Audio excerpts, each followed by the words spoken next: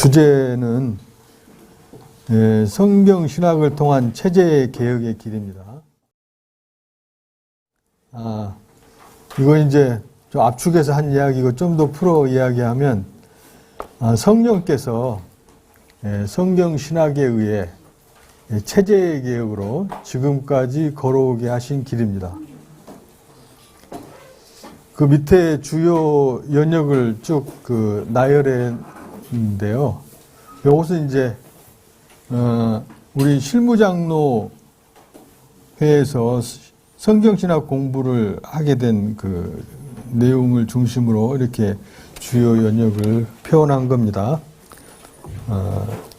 1977년 11월 13일에 장안주영교회가 42년 전에 설립되었고 80년 1월 로마서 강론 이후 말씀운동연합회가 협의회가 39년 전에 발족되었죠. 그 후 이제 약 24년 전인 1995년 이미 출간된 바 있는 성경 강론집 1권이 28년 만에 수정 보완되었고 그 후 2010년 12월 9일 체제개혁 총론 특강을 시작으로 기존 교회 조직 체계에서 성경 중심으로의 큰 변혁이 시작되어 재단법인 성경신학연구소가 9년 전에 설립이 되었습니다. 2011년 약 8년 전에 제46회 말씀운동 연합사경회에서 체제개혁 공부를 시작하게 되었고요. 이듬해 2012년 12월 5일 교회 체제개혁 총론 초안이 발간되어 약 30시간의 특강을 실시하였습니다.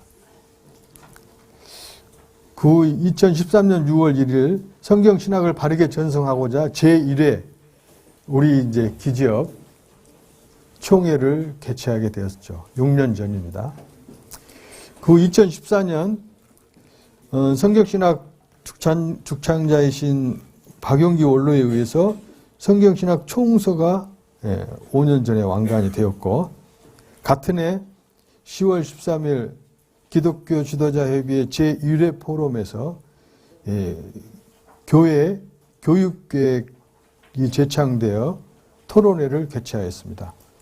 이듬해 15년 10월 9일 제2회 기지협 포럼 충주 아이템플에서 교회 체제개혁의 평가와 과제, 성경신학의 완관과 차세대 교육 방안, 기지협 종교단체 기구화의 필요성과 이념 확인의 그 모임을 4년 전에 개최하였습니다. 여러분 기억나시죠? 네. 이런 과거가 있기 때문에 우리 현재가 있는 것이죠.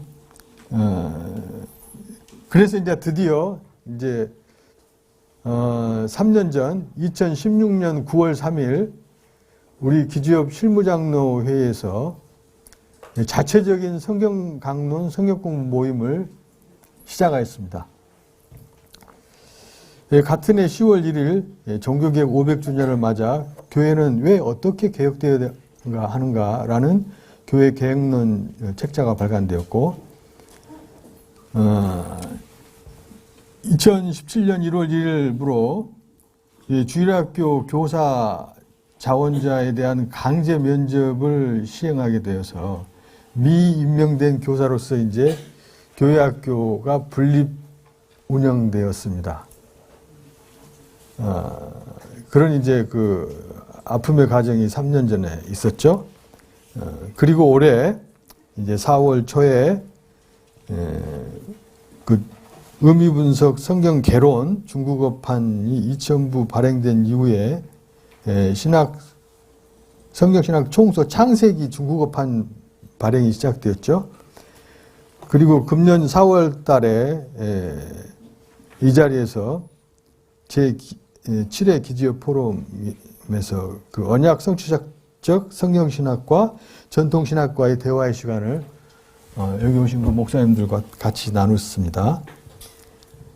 그리고 최근 들어 9월 30일 그 호쿠마 하우스 교회당을 우리 장안중앙교회 사용하고 있는데 장안중앙교회 명칭과 그 주소를 무단으로 사용을 금지하는 통보서를 접수받았습니다.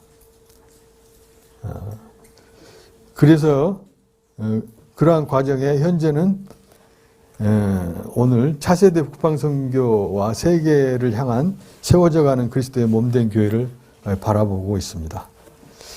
성령께서는 이렇게 상기의 어려운 과정들 속에서도 교회 개혁의 수순으로 올바른 성경 교육에 의한 건전한 체계가 구축되어지도록 기재업 실무 장로로 협의회로 하여금 지난 16년 9월 3일부로 자체적인 성경 공부 모임을 시작하게 되었습니다. 진리를 깨달아 알면 믿어지고 그 믿음에 의한 행위에 의해 받은 바 은사가 실행되어지는 자원에 의한 은사 생활이 정착될 수 있도록 기존의 그 불가침의 정치적 영역이었던 당회 체제를 버리고 이제는 구체적인 교회 개혁으로 견고히 자리 잡아가게 하고 계십니다. 그 후 만 3년 동안 진행되고 있는 성경 공부가 신약의 예수에 의한 성취인 마태복음을 시작으로 하여 1년 만에 요한계시록을 마치고 지금은 구약의 섭리를 통한 언약을 지나 찬양을 통한 언약인 욥기를 지난주에 마쳤고 지금은 시편을 공부하고 있는 중에 있습니다. 그리하여 이제는 장안중앙교회의 최저계획의 수준이 약 60~70%에 이르렀다고 말하고 있습니다. 그럼 이 시간에는 그동안 배운 욥기를 통해 계시된 여호와 하나님의 전능성을 살펴보고 이 세상 사람들과 또 일부 기독교인들이 말하고 있는 의로함 무엇인가에 대해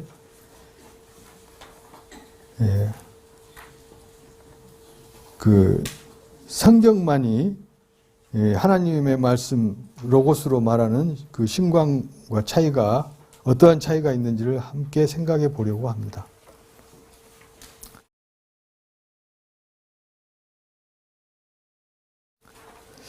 다음 내용은 그 교회 사경의 엽기 교환 중에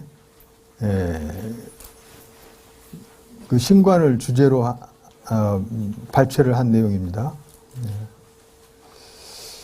그 교환을 보면 이제 찬양을 통한 언약이죠. 그 1편이 이제 구약의 1편이 섭리를 통한 언약이었는데 결국 끝에 바벨론 포로 회복의 섭리 가운데 유다 왕국을 통해 오실 메시아가 언약되었다면 이 찬양을 통한 언약도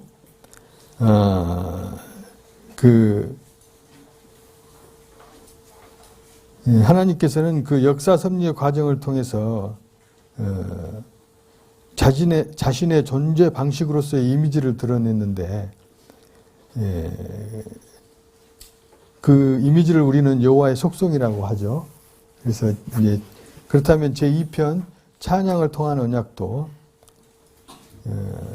역사 섭리를 통해 드러내신 자신의 속성을 언약 자손들로 찬양하게 하신 것이고 또한 첫 아담에게 세우신 언약대로 메시아를 보내시겠다는 그 계시한 것이라는 말씀이죠.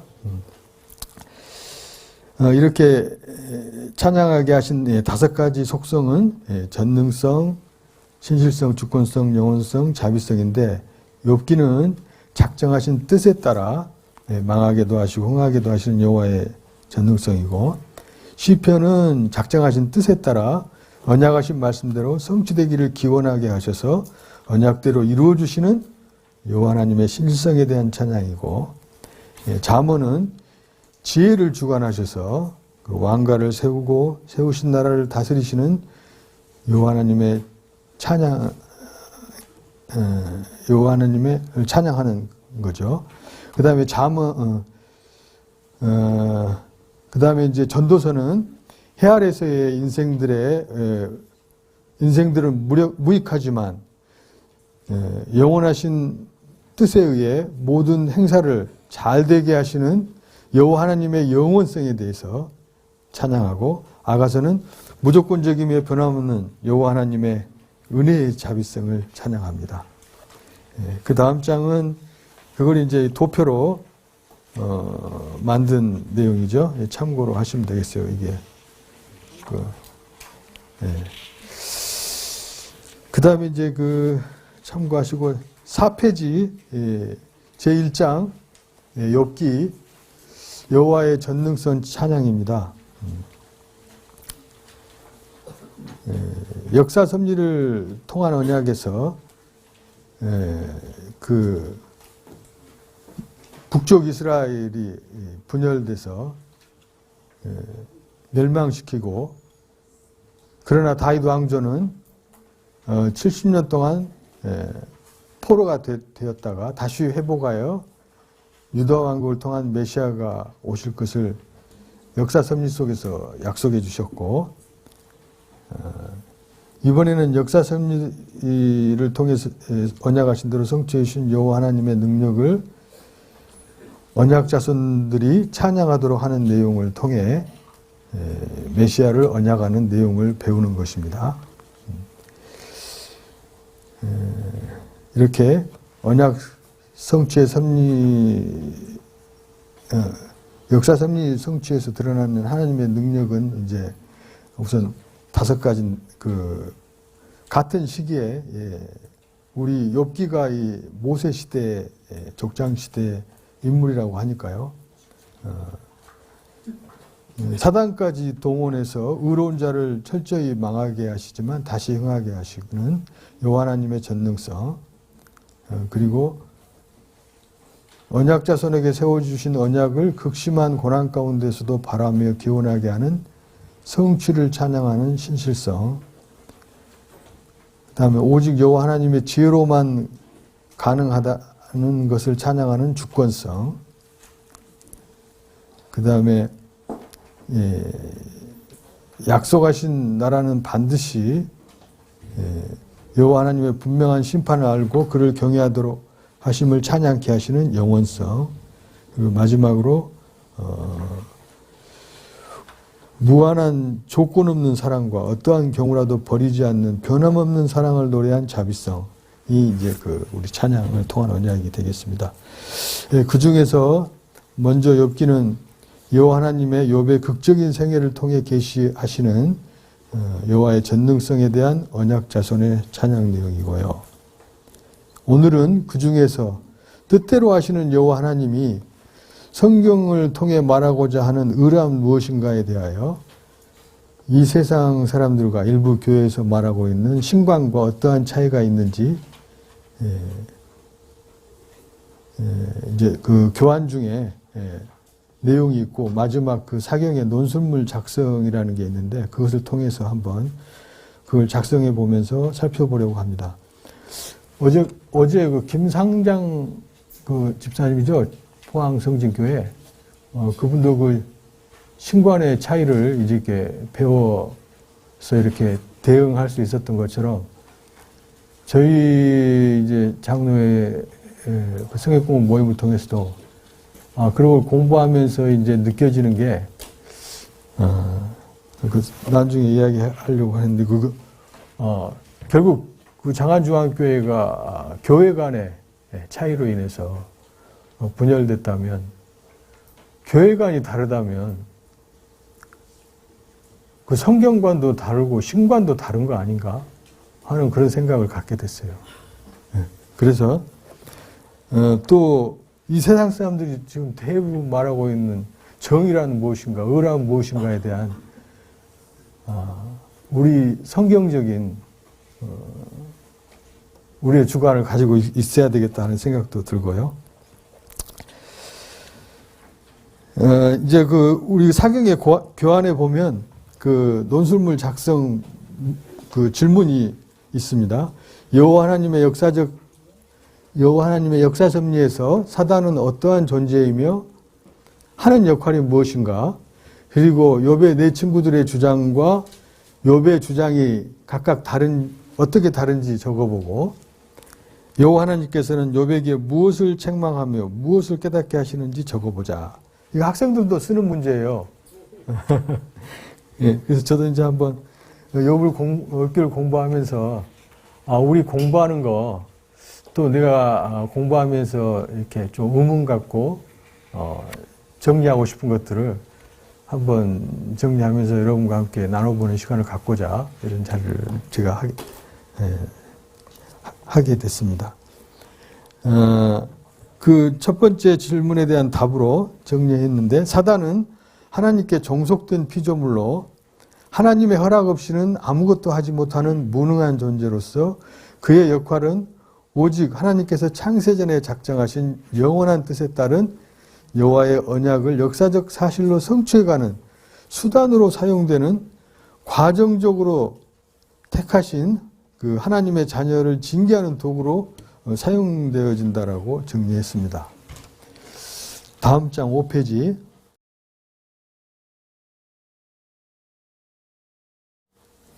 그 욥의 네 친구들의 주장과 욥의 주장이 어떻게 다른지, 결국은 그 신관의 차이입니다.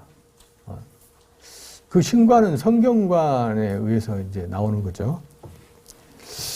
1차 토론에서, 친구들과 1차 토론에서 엘리바스는 인간의 행위 여하에 따라 하나님께 구하고 맡기면 다 해주시는 그런 인과응보의 하나님을 이야기합니다. 우리도 이 성경신학 접하기 전에 이러한 근데 많이 사로잡혀 있었죠. 네.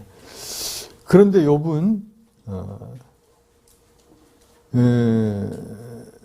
그 작정하신 뜻대로 섭리하시는 전능하신 하나님으로 인간으로 판단으로서는 그 까닭을 결코 깨달을 수 없는 섭리를 하신 전능하신 하나님이라고 일단은 답변을 합니다.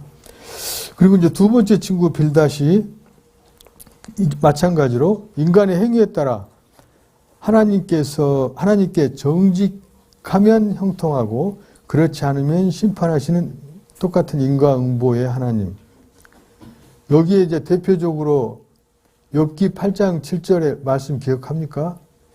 세상과 일부 기독교에서 그 의미를 오용하고 있는 문구, 성구들.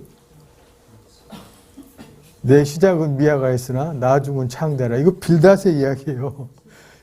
잘못된 신관의 이야기를 우리가 잘 이해하지 못하고 이렇게 뭐 갖다 쓰면 되는 줄 아는, 다 성경은 그 문구가 아니고 그 의미, 로고스가, 그 말씀이 의미가 가치가 있는 건데, 이렇게 성경관이 잘못되면 잘못된 문구를 오용하게 됩니다. 로고스를 버리고. 그것에 대해서 욥은 인간의 행위와 상관없이 자신의 작정하신 뜻대로 심판하시는 공의의 하나님을 이야기했죠. 그 다음에 세 번째 소발도 마찬가지로 인간의 행위를 보고 자신의 뜻을 돌이키거나 심판하시는, 그러니까 어떤 행위에 근거한 인과응보의 하나님을 이야기했고, 이것에 욥은 이제 행위와 상관없이 의인에게 고난을 주시는 전능하신 하나님을 이야기했습니다. 이어서 이제 친구들과 2차 토론의 엘리바스가 또 하나님 보시기에 모든 인간은 깨끗하지 않고 의롭지 못하고 죄악을 짓는 악인이며 악인이 고통을 말하면서 고난받는 욥 역시 악인이라고 평가를 합니다. 이에 대해 욥은 자기의 고난을 주신 자가 하나님이시고 하나님이 자기를 악인에게 던져 평안한 자기를 공곡해 하셨으나 자기는 의인이라고 반박을 하죠. 둘째 친구 빌닷, 악인은 결국 망하는 것 같이 고난 당하고 있는 욥도 악인이라고 단정해서 이야기했고, 욥은 자신의 고난은 인과 응보에 따라 악인에 이어서 받는 고난이 아니라 전능하신 하나님이 까닭 없이 주신 것이고, 하나님의 너희들 그렇게 말하는데 하나님의 심판이 있음을 경고합니다. 결국 나중에 욥이 이제 바로 깨닫고 그 그 친구들을 위해서 제사를 대행을 해줍니다. 소발, 악인이 멸망하는 것 같이 멸망당하고 있는 욥도 악인이라고 단정하고 싶어서 하는 그 성경 말씀이 있었고, 욥은 소발의 변론이 헛된 말이며 거짓이라고 반박하고, 소발은 악인은 멸망당한다고 주장하였지만 욥은 악인의 형통한 모습도 있다. 뭐 그걸 이제 이 세상 그렇잖아요. 이 세상에 악인의 형통한 모습이 얼마나 많습니까? 오늘 아침에 아까 그 백두산 김일성 김정은 찬양하는 그 프로가 나오던데 거의 반광신도적인 그런 모습들을 보이고 있죠. 악인들도 그렇게 속이고 잘 살고 있어요.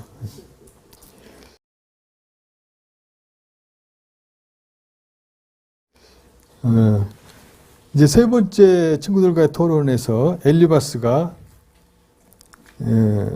오히려 이제 너는 그 형제들의 저당물을 압류하고 뭐 옷을 벗겨 벌거숭이로 만들었고 물을 마시게 하지 않았고 뭐 음식을 주지 않았고 뭐 이렇게 해서 악을 행한 대로 받는 벌이다라고까지 이야기를 합니다. 그런데 불의를 버리면 다시 회복될 것이라는 그럴싸한 이야기를 또 하는 거죠. 악이더라도 불의를 버리면 하나님께서 복을 주신다고 생각한다. 즉 전능자 하나님은 인간들이 하는 것을 보면서 그것을 조건으로 벌을 주거나 상을 주시는 신으로 생각한다. 이런 사람들이 얼마나 많아요. 인간 중심의 신관이죠. 이에 대해서 욥은 자신의 고난은 오직 하나님께서 까닭 없이 정하신 것으로 정하신 때가 끝나야 다시 회복될 것이라고 고백하며 한다. 왜냐하면 하나님은 인간의 행동과는 무관하게 자신의 작정하신 뜻을 그대로 행하시는 분이기 때문이다. 그렇기 때문에 엘리바스의 말대로 하나님께로 돌아간다고 해서 회복되는 것이 아니라 하나님께서 미리 정하신 뜻대로 의인을 고난 중에서도 의인의 길로, 악인은 저주의 길로 이렇게 하나님 하신다는 거죠. 전능자 하나님은 아무런 조건 없이 자신이 하고 싶은 대로 할 수 있는 능력을 가지신 신이라는 거죠. 어디에 얽매이거나 무엇인가 영향을 받는 분이 아니시다. 자신의 능력을 까닭 없이 행하실 수 있는 분이다. 엘리바스의 말대로 욥이 선행을 행한다고 해서 그것을 조건으로 잘되게 하시는 신이 아니라 오직 하나님의 작정하신 뜻이 섭리의 기준이 되시는 신이시다는 것이죠. 그 하나님의 작정, 기뻐하신 뜻이 하나님의 전능성을 드러내는 근거일 뿐인 것이죠. 이것에 대해서 이제 두 번째 친구 빌닷, 욥의 고난은 불결한 인간에게 온 것으로 욥이 죄악으로 인해서 저주를 받았다고 했고, 욥은 아니다, 기쁘신 뜻대로 의를 빼앗고 영혼마저 비통하게 하신 전능하신 분이 살아계시기 때문에 일어난 것임을 이제 주장을 했습니다. 여기에 이제 마지막 친구 엘리후가 가장 나이가 어린 젊은 친구예요. 그 엘리바스에 비하면 그 아들뻘도 안 되는 아주 젊은 친구가 나와서 호통치면서 크게 이야기하는 부분이 나오던데, 도대체 뭐들 하고 있느냐, 내가 정리하겠다라고 이제 해서 이야기를 하는데, 하나님은 사람을 교훈해서 멸망치 않게 하시는 분으로 사람이 징계로 고통을 받더라도 그가 하나님께 기도하면 그를 회복시키는 분이다. 인간이 행한 대로, 인간이 행한 기도에 따라 행하시는 기도 만능인 거죠. 악인은 욥에게 그 행위대로 고난을 주신 것은 하나님의 공이다. 하나님의 공의는 사람이 하나님의 훈계에 청종하여 섬기면 형통하게 하시고, 사람이 그 훈계에 청종하지 않으면 멸망시키는 것으로 보는 거죠. 그럴듯해요. 즉 악한 자는 멸하고 의인에게는 형통을 주시는 분을 공의 하나님으로 안다. 인간의 행위에 따라 섭리하시는 이것은 상대적인 공의, 곧 인본주의적인 공의인 것이죠. 이것은 절대자이신 하나님의 공의를 보편타당한 그 일반 상식을 가진 그런 상대적 존재인 인간 이성으로 수납되는 인과응보의 공의로 전락시킨 것입니다. 그러나 욥의 주장은 절대자 하나님의 작정하신 뜻에 따라 섭리하시는 절대적인 공의, 곧 신본주의 공의. 그래서 상대적 존재인 인간으로서는 도저히 깨달을 수 없는 그 하나님의 공의인 것이다. 그렇죠.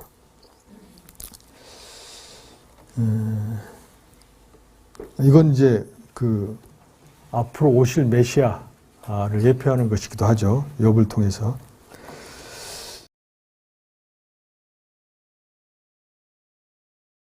자, 이제 세 번째 아까 그 질문에 대한 내용입니다. 여호와 하나님께서 욥에게 무엇을 책망하며, 그러나 욥도 책망을 받죠. 무엇을 깨닫게 하는지 적어보라 하는 내용인데, 여호와 하나님의 전능하신 능력에 대한 깊은 깨달음을 주시기 위함입니다. 욥으로 하여금 하나님의 전능성을 깨닫게 하시고 자신의 비천함과 무지함을 깨닫게 하십니다. 하나님의 판결을 무시하고 하나님을 불의하다고 심판할 수 있느냐? 그 탄식하는 그 고백을 많이 했죠. 즉 여호와 하나님께서 스스로 정하신 기뻐하신 뜻에 따라 행하신 일이 모두 의로우시기 때문에 작정하신 뜻대로 심판해도 하나님을 불의하다고 인간이 심판할 수 없다는 뜻인 거죠. 이것은 욥이 까닭없이 자신에게 고난을 주시는 하나님의 섭리의 정당성을 규정하려는 것이 하나님을 판결하려는 것이며 하나님을 불의한 자로 여기는 거죠. 이게 주객이 바뀐 거죠. 욥을 만들어주니까 만들어준 거 감사해도 지금 부족할 판에. 욥이 그렇게 할 수 없음을 강조한 것으로 교만한 자를 주관하시는 여호와 하나님의 위대하신 전능성을 깨닫게 하시고 피조물인 욥의 무능력을 깨닫게 하시는 데 있다. 그러면서 하나님이 지으신 이제 그 베헤못 하마와 리오아단 악어도 마음대로 이제 제지할 수 없는 우리가 자연계를 보면 그렇게 보이죠.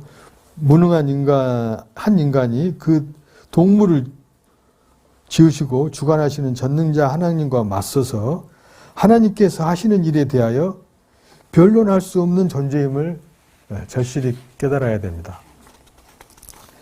따라서 만사 만물을 주관하시는 여호와의 섭리로 되어진 욥의 고난으로서 하나님은 모든 것을 하실 수 있으시며 하나님의 어떠한 계획도 저지될 수 없음을 안다고 고백을 했죠. 나중에 여호와 하나님의 무소불능 무엇이든지 할 수 있음을 인정하며 고백하도록 섭리하셨습니다.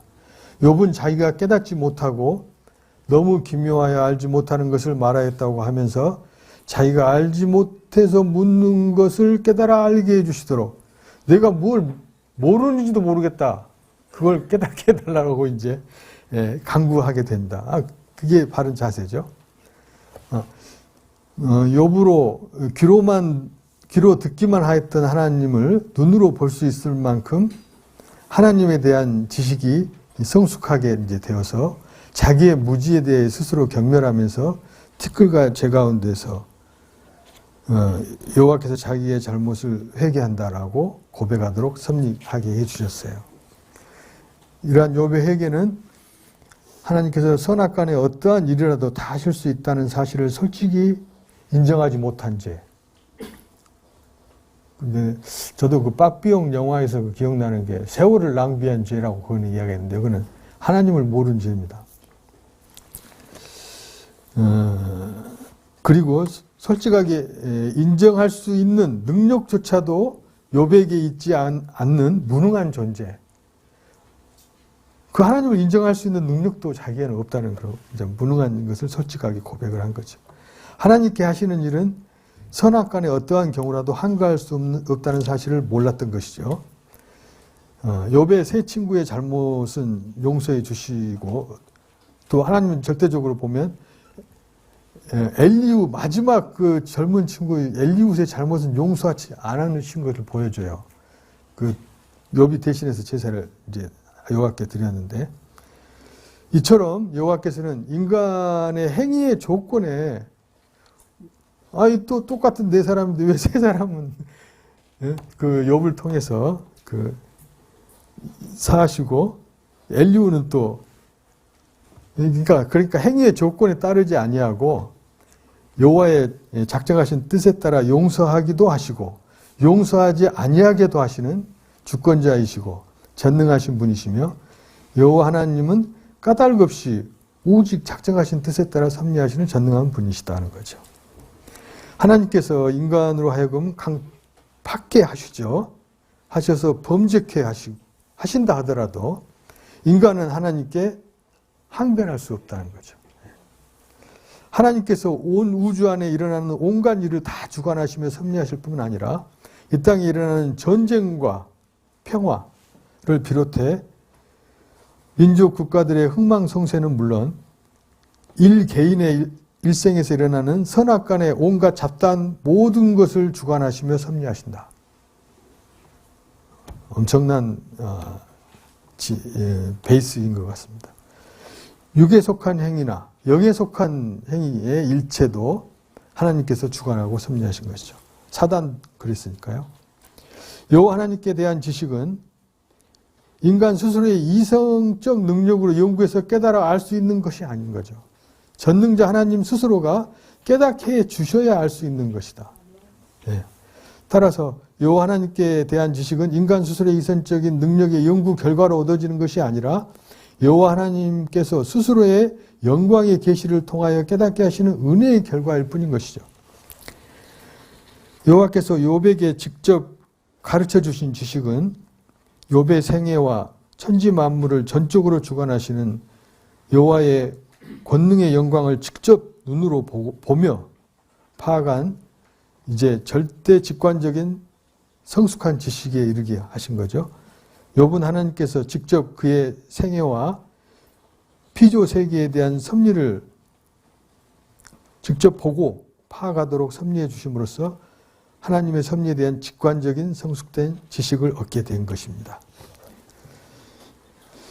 여호와 하나님께서는 악에서 떠난 욥을 까닭없이 사단의 속에 망하게 하신 전능성과 작정하신 뜻대로 욥의 생애를 주관하신 전능성과 망한 욥을 다시 흥하게 하시는 전능성. 모든 게 전능성인 거죠. 망한 거나 흥한 거나. 또 욥의 극단적인 그 생애는 곧 이스라엘 택한 백성의 극적인 역사에 대한 축소판이기도 하고요.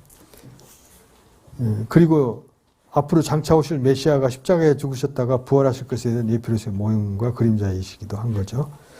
따라서 악에서 떠난 욥의 극적인 생애를 통해 계시하신 여호와의 전능성에 대한 언약자손의 찬양 내용은 장차 오셔서 죽었다가 부활하실 메시아에 대한 예언적인 성격. 구약은 전부 오실 메시아, 역사 섭리를 통해서 찬양을 통해서 그다음에 선지자 예언을 통해서 그 메시아의 예언적 성격을 띠는 것이 맞는 거죠.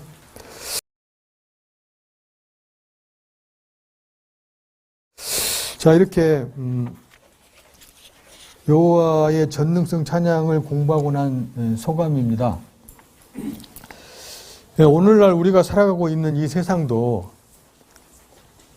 허물투성이인 죄인들이 서로 각자의 공의를 주장하며 정치적으로는 요즘 듣기도 싫어 죽겠는데 진보와 보수 서로 헐뜯으며 떠들어대는 것이 꼭 노아 시대의 홍수 직전에 인본주의적 가치관에 빠진 군상들이 와글와글 대는 모습처럼 보입니다. 이러한 때 예수님은 현장에서 간음하다가 잡힌 여인 앞에서 너희 중에 죄 없는 자가 나와서 먼저 돌로 치라 할 때 모두들 자신의 허물과 죄로 인해서 아무도 나설 수 없었듯이 우리 모두도 누구나가 다 그렇고 그런 허물 많은 존재일 뿐인 것입니다. 오직 성령께서 거듭나게 하사 그의 죄의 가리움을 받았을 뿐이죠. 복음에는 하나님의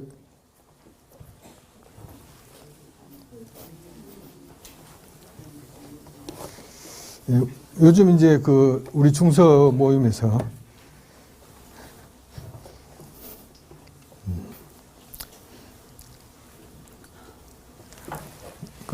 로마서 공부하는 내용입니다.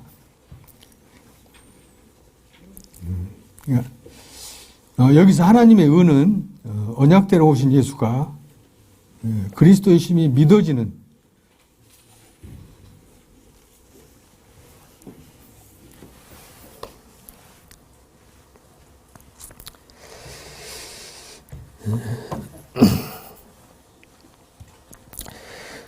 또한 성경신학이 주창되어 전파하고 있는 장안중앙교회마저도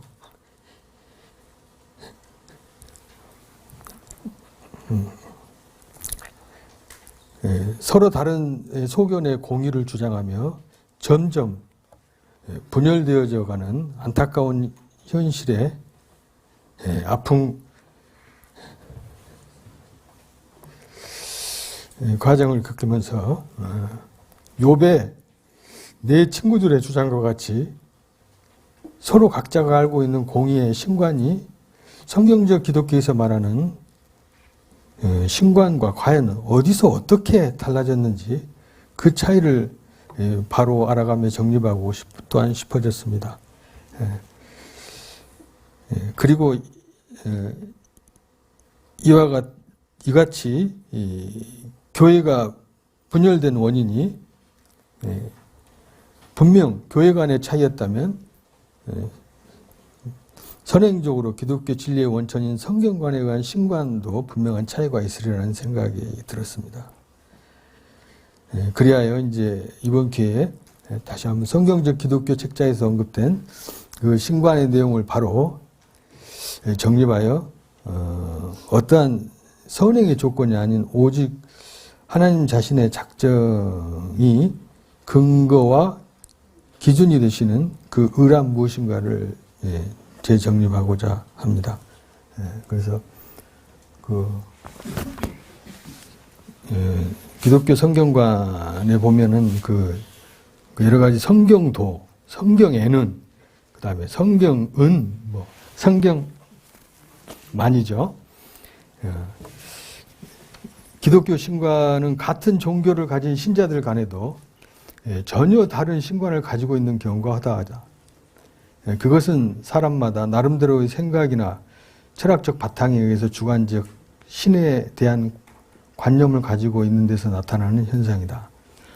오직 성경을 통하여 정립된 성경적인 기독교 신관만큼 정확하고 객관적인 신관은 있을 수 없다. 성경적인 기독교 신관을 정립하는 데 있어서 속성을 이해하는 것이 그의 하는 일에 대해 이해하는 데 도움이 된다는 내용이고요. 그래서 하나님의 속성은 우리가 이제 다 이야기했던 것인데 여기에 이제 욥기에 대해서 그 중에 욥기에 나타난 속성은 이스라엘 민족 역사는 하나님의 전능성을 나타내는 특별 계신 섭리의 역사이다. 이와 같은 이스라엘 민족의 역사를 배경 삼아 욥의 생애를 통하여 문학적으로 하나님의 전능성을 강조하고 찬양하는 내용이다. 하나님의 전능성은 한계가 없다는 의미이기도 하죠. 사탄의 권세도 인간의 생사화복도 마음대로 주관하시는 전능성을 보여주시고 있다. 그러므로 하나님은 무한대의 능력을 가지고 계신 분이라면 인간은 전적으로 무능하다는 결론에 이르는 것이죠. 하나님의 사역은 특별히 계시 사역을 통해서 스스로가 하신 일을 드러냈는데 모두를 작정하신 거. 그래서 작정의 주체가 창조주 하나님이시고 그 의미는 계시를 통한 신지식에 있고 목적은 하나님 스스로의 은혜의 영광 선포인 것입니다. 그리고 하나님은 인간을 애정하셨습니다. 하나님의 작정 섭리가 만사 만물의 총괄적인 계획이라면 예정 섭리는 인간의 구원과 멸망에 대한 특별한 하나님의 계획이다. 그래서 그의 기쁘신 뜻에 따라 선택하셔서 구원할 자를 예정해 놓으셨다. 따라서 구원하기로 선택받지 못한 자들은 진멸하시기로 버림을 당할 불택자들로 예정해 놓으신 것이죠. 이게 이제 철학적 숙명론과 비슷하게 보이는데 그러나 기독교 예정론은 그 예정의 주체와 의미와 목적이 분명히 드러나는 것이고 숙명론은 그러한 의미와 목적이 알 수도 없는 것인 것이죠.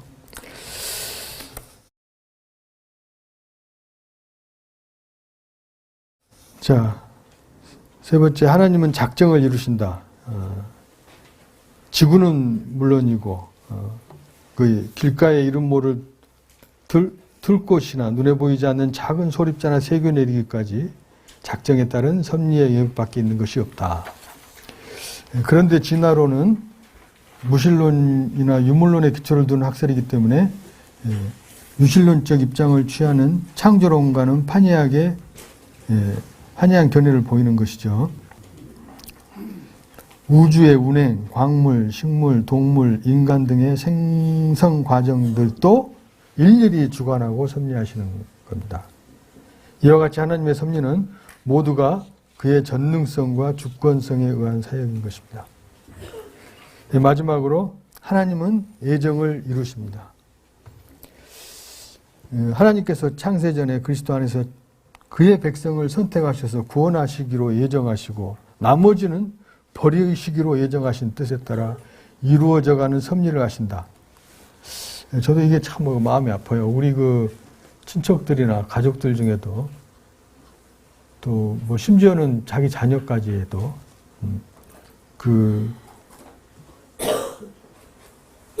하나님이 깨닫게 해주시지 않으면은 교회에 나올 수가 없잖아요.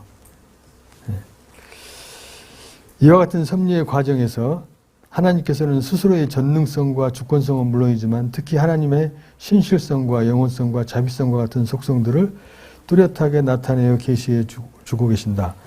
혹자는 인간의 구원이 하나님과 인간의 합력에 의해서 이루어지는 공동의 작품인 것으로 오해하는 자들이 많다. 구원의 섭리 과정은 어느 하나 인간의 스스로의 힘으로 가능한 것은 없다. 오직 하나님의 전능하신 능력에 따라 절대 주권적인 섭리만으로 가능한 것이다. 그래서 이 믿음은 내가 믿는 게 아니죠. 모든 자의 것이 아니라 하나님으로부터 선물로 받은 자만의 것입니다. 따라서 믿음은 구원의 조건이 아니라 구원의 근본적인 조건은 하나님의 창세전의 예정 섭리이며 믿음은 구원을 이루는 데 있어서 지엽적인 조건일 뿐이고 하나님의 예정에 의한 구원은 그의 자비성에 의해 기초한 은혜의 선물로 이루어진 것이죠. 그래서 사도 바울이 이 놀라운 하나님의 섭리를 깨닫고 그 죄와 율법과 그리고 은혜에서 하나님을 다음과 같이 찬양하는 그 마지막 로마서 성경 구절이 있습니다. 로마서 11장 33절에서 36절. 깊도다 하나님의 지혜와 지식에 부요하며 그의 판단은 측량치 못할 것이며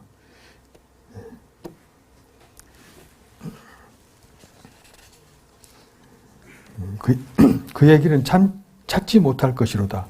누가 주의 마음을 알았느냐? 누가 그의 모사가 되었느냐? 누가 주께 먼저 드려 갚으심을 받겠느냐.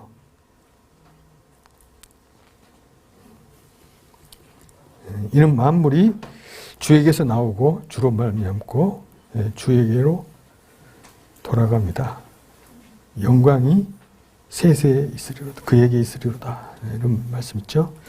이상과 같이 욥기와 성경적 기독교에서 말하는 신관에 대해 공부한 결과 사실상 모든 인간은 하나님의 예정 섭리 가운데 자유의지란 없는 것이며 우리가 살아가고 있는 이 세상의 모든 것은 하나님의 영광을 드러내시는 그 계시로서의 깨닫게 하시는 그 신지식에 의한 은혜의 선물인 것이죠.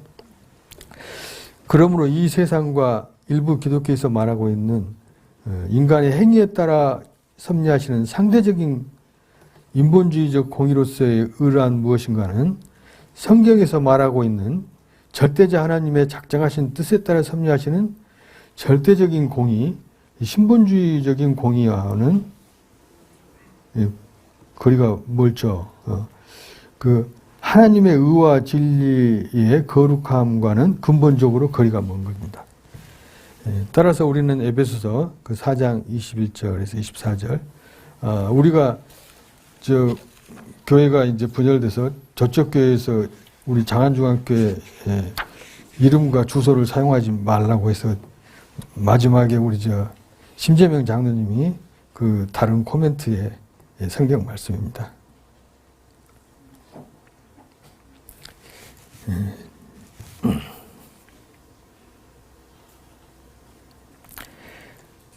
진리가 예수 안에 있는 것과 같이 우리가 과연 그에게서 듣고 또한 그 안에서